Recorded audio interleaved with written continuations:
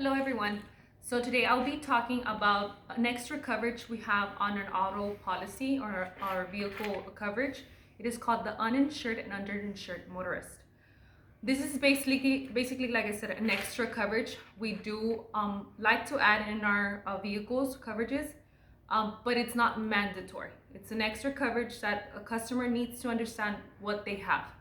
So the uninsured motorist works like this. It covers you and your vehicle when a person has a hit and run, or the other person that hit you does not have insurance, or if the insurance company that the other individual that hits you does not want to take over the coverage or has very little coverage or amounts in their liability insurance. So for example, you have a liability insurance, the same amount goes, or they can be lower to the uninsured motorist.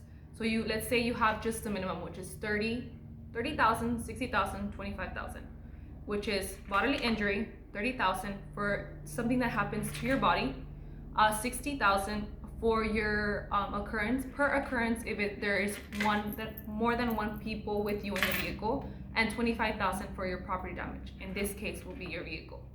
So this will cover whatever happens to you in these types of events.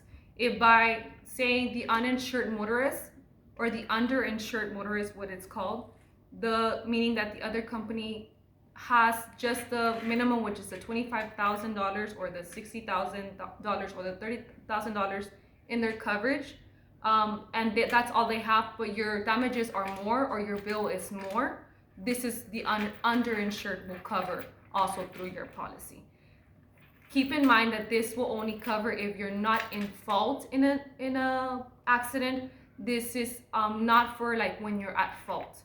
If you're not at fault, then it will cover your damages when all of these three things happen. And we do have only a $250 deductible on this type of coverages.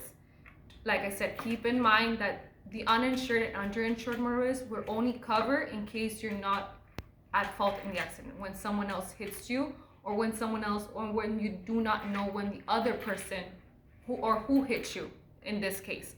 So like I said, it's a hit and run, or when the other insurance does not want to cover damages because they have very low limits, or because the person did not have a license, stuff like that in those scenarios.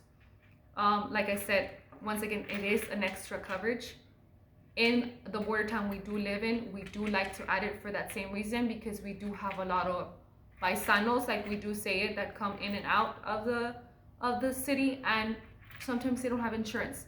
It is an extra insurance, like I said. It is very important for you to have it, and I just wanted to give you a little more heads up or understand what this type of coverage does for you and your vehicle.